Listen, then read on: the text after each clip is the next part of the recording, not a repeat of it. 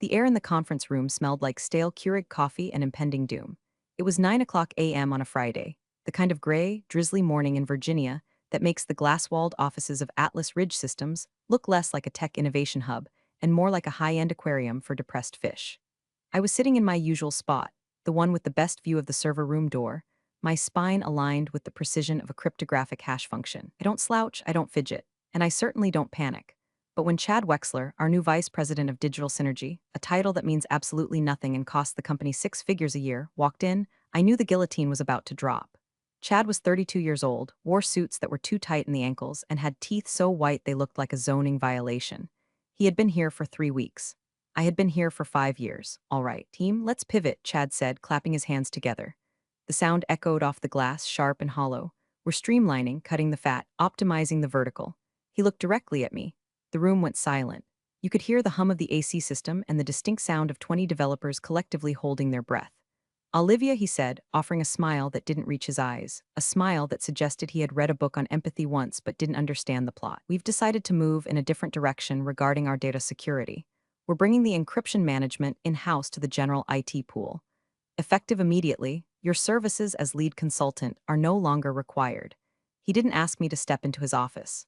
He didn't offer a severance package conversation in private.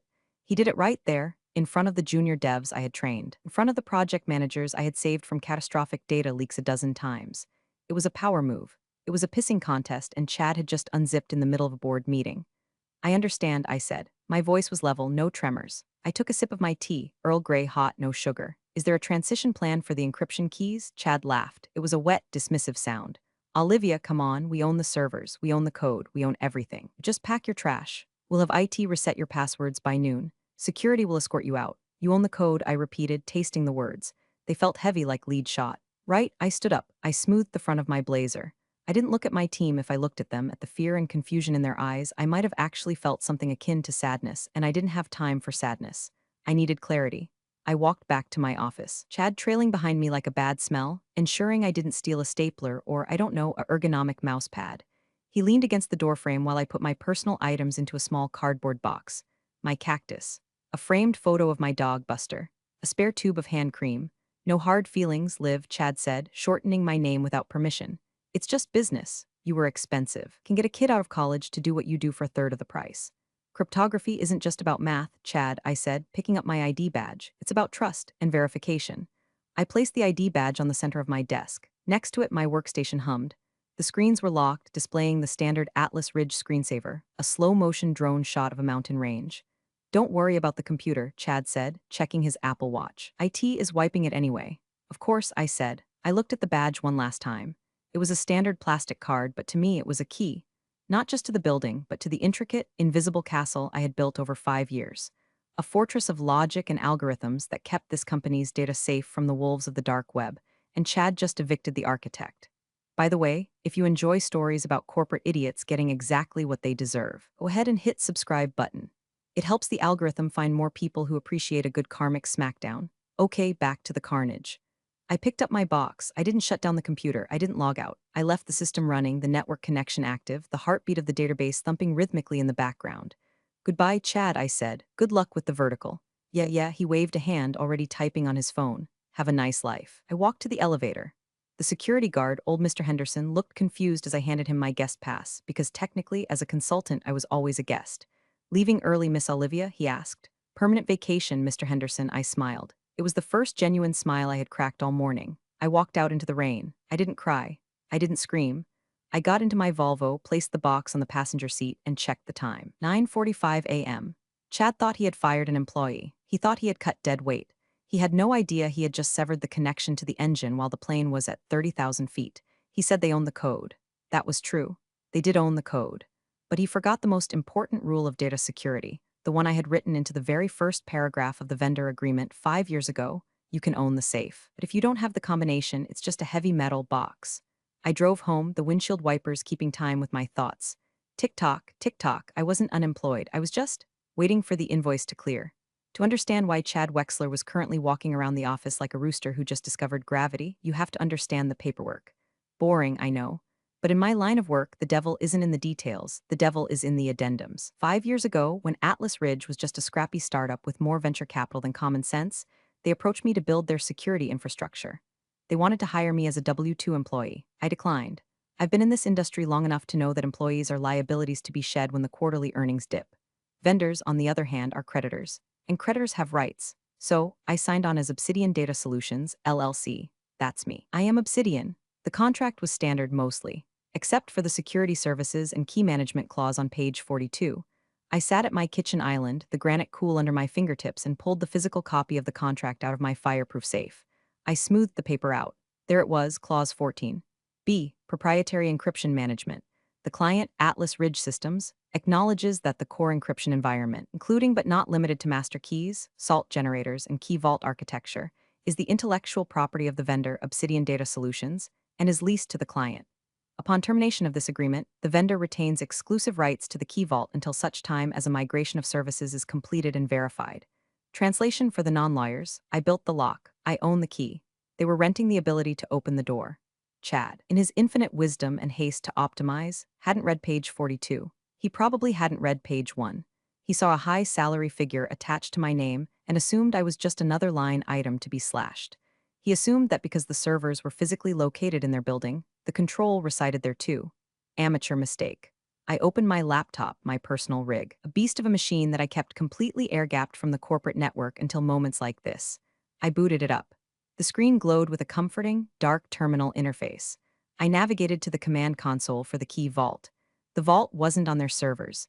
It was hosted on a secure, third-party cloud infrastructure that I paid for, billed to my LLC. Atlas Ridge's servers called out to my vault every single time someone tried to open an encrypted email, access the customer database, or log into the HR portal. Ping, verification, access granted, ping, verification, access granted. It happened thousands of times a second. It was the heartbeat of the company. I typed in a command, check status active. The terminal cascaded with green text. The system was live. The connection was healthy. They were still using my keys. When Chad fired me, he triggered a clause called unauthorized termination of service. Essentially, by firing the vendor without a transition plan, he was defaulting on the lease. I didn't have to hack anything. I didn't have to inject a virus. I wasn't a criminal. I was a landlord whose tenant had just stopped paying rent and told me to get off the property. So, I did what any responsible landlord would do. I prepared to change the locks. I looked at the clock on my wall, 1:00 p.m. I had a fail-safe script sitting on the server. I called it the severance package. I had written it 3 years ago, late one night after a particularly grueling audit where the previous manager had tried to throw me under the bus for a mistake he made. The script was simple. It listened for a specific signal, or rather, the absence of one. Every Friday at 5:00 p.m., I manually renewed the security token for the coming week. It was a 5-second task I did from my phone. If the token wasn't renewed, well, I looked at the terminal. I could renew it now. I could be the bigger person. I could call Chad, explain his mistake, and help them transition the keys over the next 3 months like a professional. Then I remembered his laugh. You just pack your trash. I remembered the way he looked at my team, treating them like furniture. I remembered the 5 years of missed birthdays, the late nights patching zero-day vulnerabilities, the absolute silence of my social life, because I was too busy keeping their secrets safe. I closed the terminal window. I wasn't going to renew the token. Instead, I opened a new window and drafted a simple configuration update for the key vault. SET lockout time equals 17:00:00 EST set display message equals error 402 payment required. I hesitated. Payment required was too generic. Chad wouldn't understand. He needed clear instructions. I deleted the line. I typed a new one. Set display message equals consulting fee, $5 million contact vendor for keys. I hit enter. The command queued up, waiting for the clock to strike 5. The trap was set, the bait was taken. Now all I had to do was wait for the snap. I went to the kitchen and made a sandwich, turkey and Swiss on rye. It tasted like justice. 4:58 p.m., I imagined the office. The Friday afternoon energy is usually a specific frequency, a mix of exhaustion and anticipation.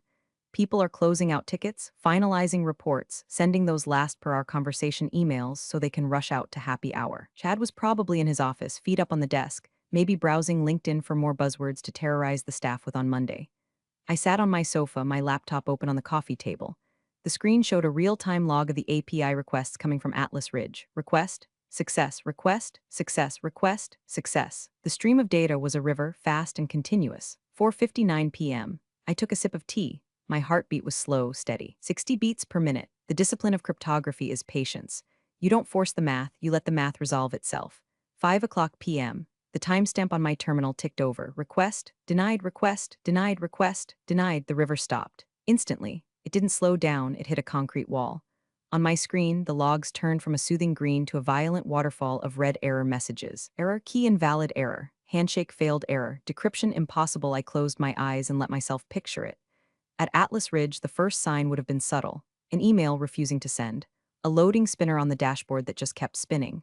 Then the confusion. Hey, is the network down? I can't access the client file. Why is my screen flickering? Then the realization. The central dashboard. Massive 80-inch monitor in the main bullpen that displayed the company's real-time metrics would flicker. The charts, the graphs, the synergy metrics, all of it would vanish. In its place, a stark white background. And in the center, simple, unserifed black text, size 72 font. System lockout consulting fee outstanding. $5 million and 0 cents wire to Obsidian Data Solutions to release keys.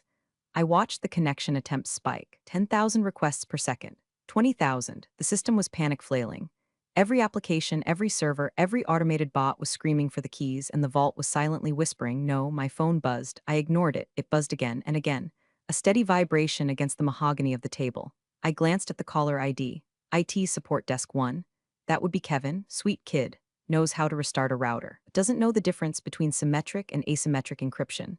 I let it go to voicemail. Then, a new number, Chad Wexler Mobile. I smiled. The panic had traveled up the org chart faster than I expected. Usually, middle management tries to hide the fire before calling the fire department. Chad must be staring at that screen right now. I picked up the phone, but I didn't answer. I just looked at his name. I could imagine him slamming his fist on the desk. I could imagine him yelling at Kevin. Fix it? What do you mean you can't fix it? Reboot the server. But you can't reboot a missing contract. I opened a new terminal window to check the encryption status of the database. The data at rest, the customer records, the financial history, the proprietary algorithms, was all encrypted with AES 256.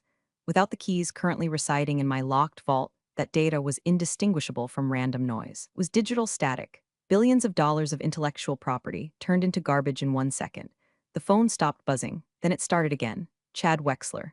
I poured myself another cup of tea. The silence in my house was luxurious. I could hear the rain tapping against the window. It was a stark contrast to the cacophony I knew was erupting 5 miles away. I decided to check the server logs for specific user activity. User, see Wexler attempting access to admin panel.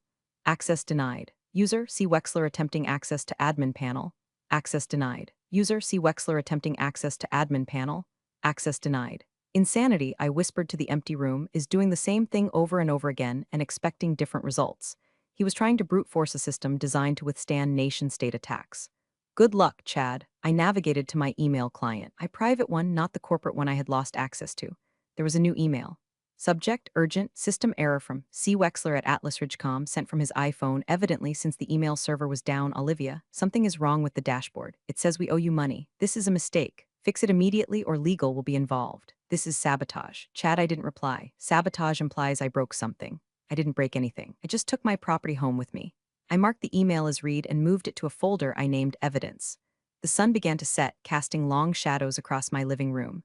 The red error logs continued to scroll, a digital fireplace warming the cold reality of their situation. They were in the dark, and I was the only one with a flashlight, but flashlights cost money.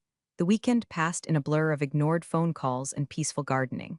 By Monday morning, I had pruned my roses, remulched the flower beds, and ignored 47 calls from various Atlas Ridge numbers. Monday at 8 a.m., the dynamic shifted. The calls stopped coming from Chad. They started coming from the 202 area code. Washington, D.C., corporate legal.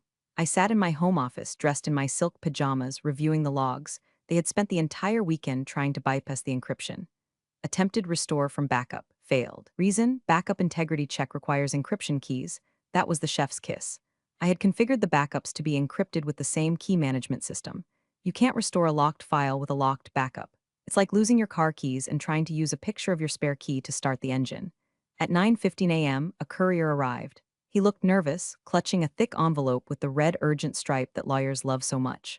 I signed for it. Inside was a cease and desist order, demanding I immediately surrender all access codes, passwords, and digital assets belonging to Atlas Ridge Systems, and threatening a lawsuit for cyber extortion, sabotage, and breach of contract. I laughed, a genuine belly laugh. They were still treating this like a hostage situation where I was the terrorist. They didn't understand they were the squatters. I scanned the document. Then I drafted a reply, not to the lawyers, but to the board of directors. I had their personal emails from the initial setup 5 years ago. To board of directors from Olivia Vance, owner, Obsidian Data Solutions LLC, subject, service interruption / outstanding invoice. Dear board members, I am in receipt of your legal correspondence. There seems to be a fundamental misunderstanding regarding the nature of the service interruption. On Friday, May 12th, the Vice President of Digital Synergy, Mr. Chad Wexler, terminated the service agreement with Obsidian Data Solutions, LLC, effective immediately. As per Clause 14b of our vendor contract, attached, the encryption infrastructure remains the intellectual property of the vendor. Upon termination without a transition period, the automated key leasing service was suspended. This is not ransomware. This is a lockout due to non-payment and contract termination. Figure displayed $5 million represents the emergency reinstatement and lifetime license fee as stipulated in the penalty subsection of the original agreement. I am not an employee, I am a vendor. You return the rental car. You don't get to keep driving it. Regards, Olivia Vance. I hit send. 10 minutes later, my phone rang. It wasn't legal. It was Marcus Thorne, the chairman of the board. I let it ring 3 times, then answered. This is Obsidian Data Solutions. Olivia. Marcus's voice was tight.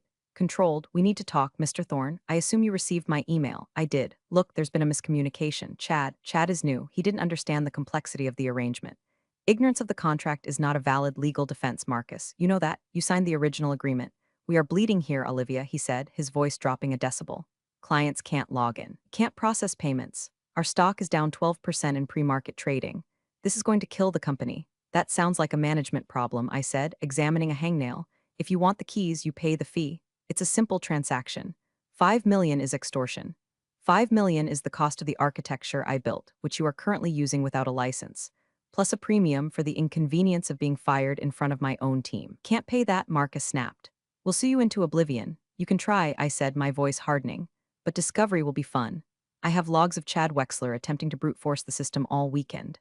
I have logs of the termination where he explicitly stated the company owns everything without verifying ownership. And most importantly, Marcus, court cases take months. Your encryption keys rotate automatically every 7 days. In exactly 4 days, current keys will expire completely. If the vault isn't reconnected by then, the data isn't just locked. It's gone, permanently. Mathematical entropy will eat your database. There was a long silence on the other end. 4 days, he whispered. Tick-tock, I said. I need to call a meeting, he said. I'll be here, I replied, waiting for the wire transfer. I hung up. I checked the logs again. They had stopped trying to hack the system. The access denied messages slowed to a trickle. He had finally realized that brute force doesn't work against math. Now, the internal cannibalism would begin. They would turn on each other. Chad would be the first course.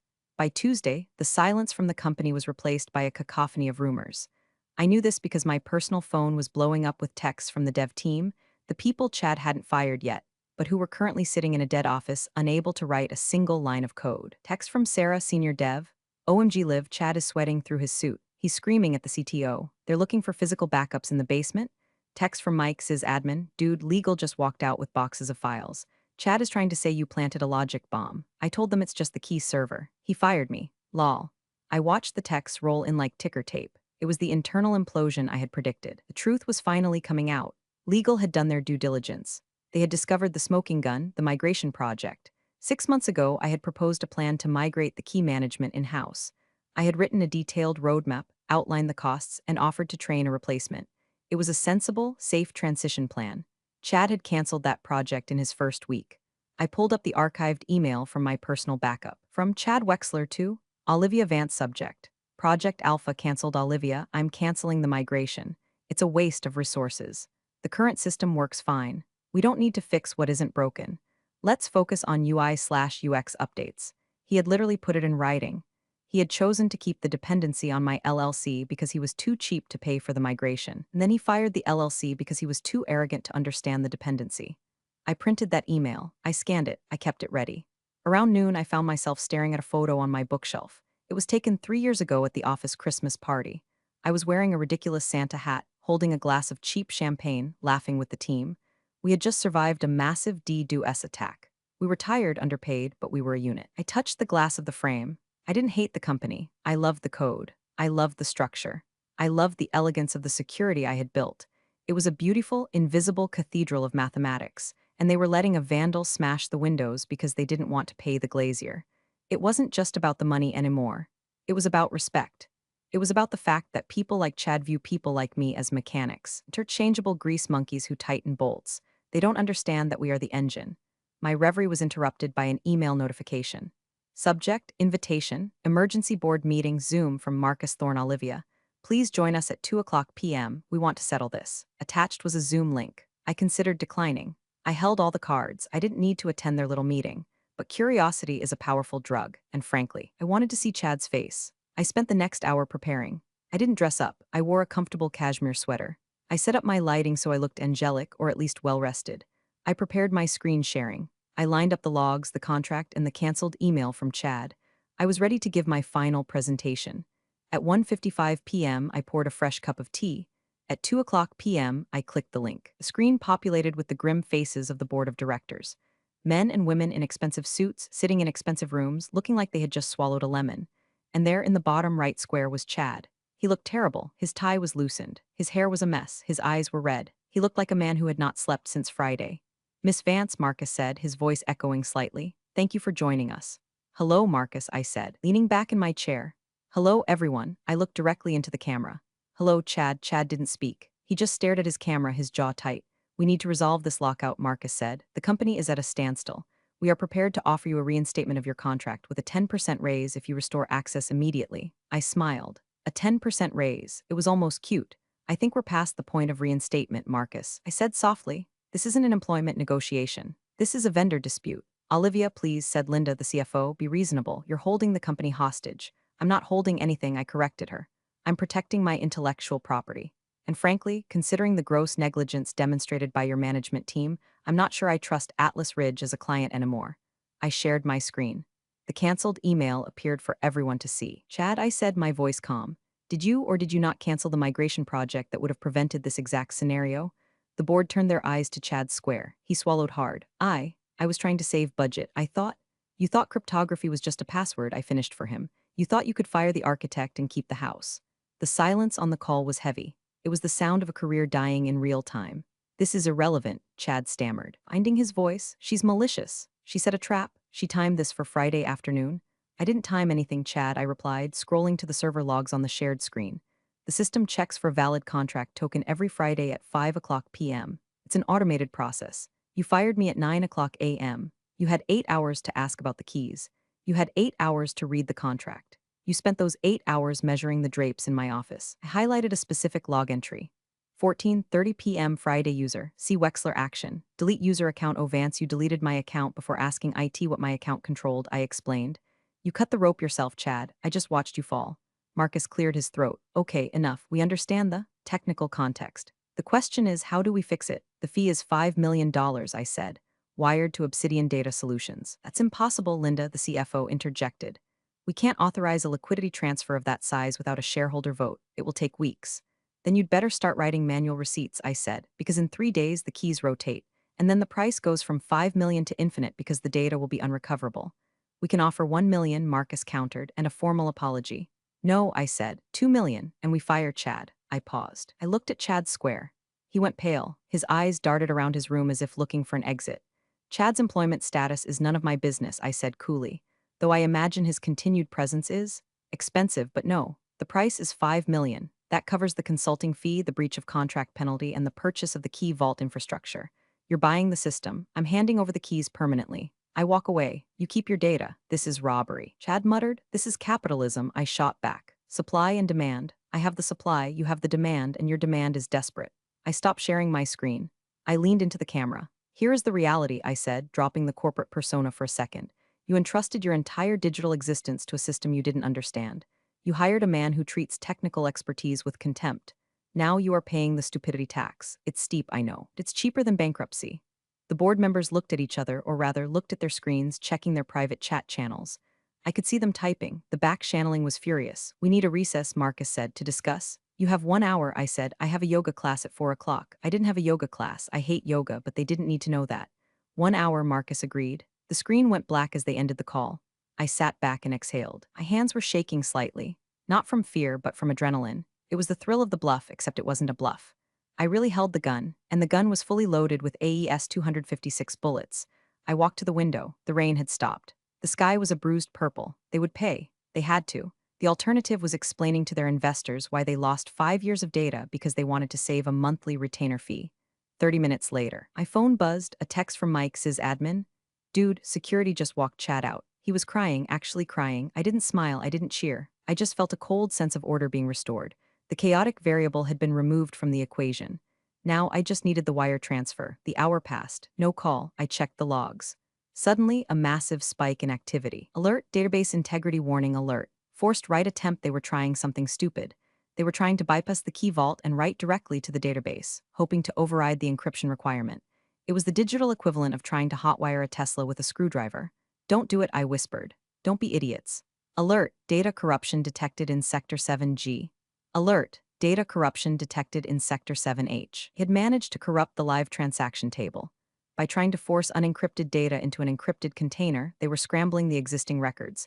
I grabbed my phone. I didn't wait for them to call me. I called Marcus. Stop it, I said the moment he answered.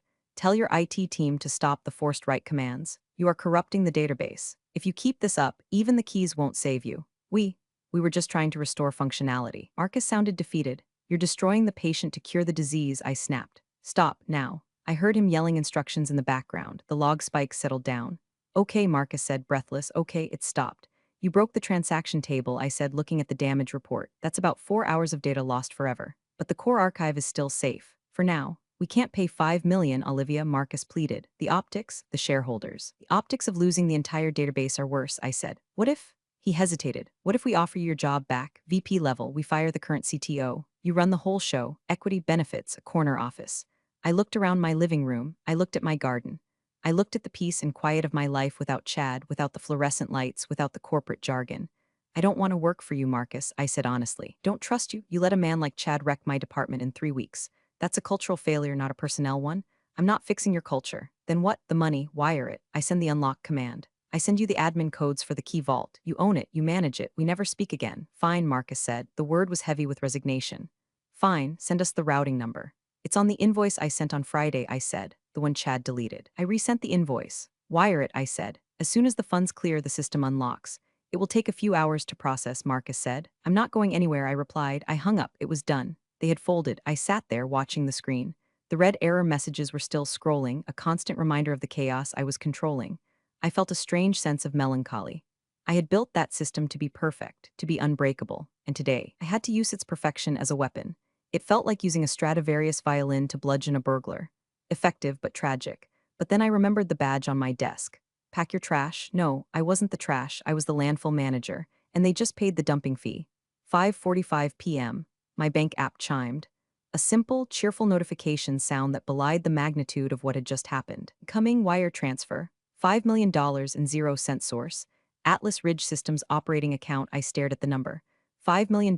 It was enough to retire. It was enough to start my own firm. It was enough to buy a small island and never look at a server rack again. But I had a job to finish. I opened the terminal. I typed in the master override sequence. My fingers flew across the mechanical keyboard, the clicking sound rhythmic and satisfying. Initiate unlock sequence, auth key, redacted target, Atlas Ridge main. The terminal paused. Are you sure? Y/N, I typed Y, uploading key batch, verifying handshake, restoring access. On the second monitor, the waterfall of red error logs slowed, stopped. Then a single green line appeared. Status 200 OK, then another. Status 200 OK. Status 200 OK. The heartbeat returned. The database began to breathe again. I imagined the scene at the office. The dashboard flickering back to life. The cheers, or maybe just the collective sigh of relief from the IT dungeon. I wasn't done yet. I compiled a digital packet. It contained the root admin credentials, the encryption schematics, and the source code for the key vault. I zipped it into a file named UOWNIT I emailed it to Marcus, Linda, and the IT distribution list. To Marcus Thorne, Linda G. Subject, deliverables and transfer of ownership funds received. Services restored. Attached are the keys to the kingdom. I have deleted my backdoor access. I have scrubbed my user credentials. The system is yours. I recommend you don't lose the password. Please consider this the final correspondence from Obsidian Data Solutions. Regards, Olivia. I hit send. Then, I did one last thing. I went to the server hosting my LLC's website. I updated the landing page. Where it used to list services and consultation booking, I replaced the text with a single line, currently unavailable for new clients. I closed the laptop. I sat in the silence of my home. It was over. The war was won. The enemy was vanquished. The treasure was secured. My phone buzzed again, linked in notification. Chad Wexler viewed your profile. I laughed. Of course he did. He was probably updating his resume, looking for someone to blame, trying to figure out how a simple IT vendor had just nuked his career from orbit. I blocked him. Then came three more requests.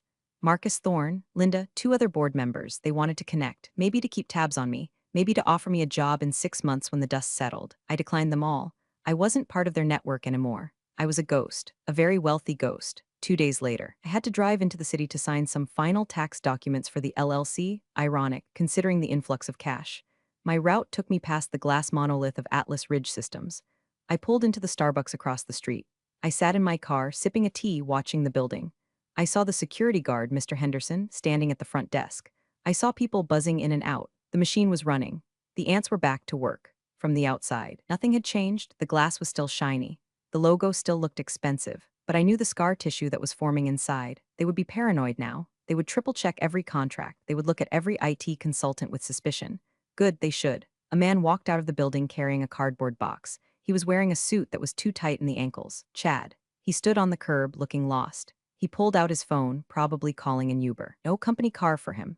I rolled down my window. The air was crisp. I could have honked. I could have waved. I could have shouted, "Pack your trash," but I didn't. That would be emotional. That would be messy, and I am precise. I simply put the car in gear and pulled away. He didn't see me. He was too busy looking at his phone, probably trying to delete his LinkedIn history. As I merged onto the highway, my phone chimed with a secure message notification.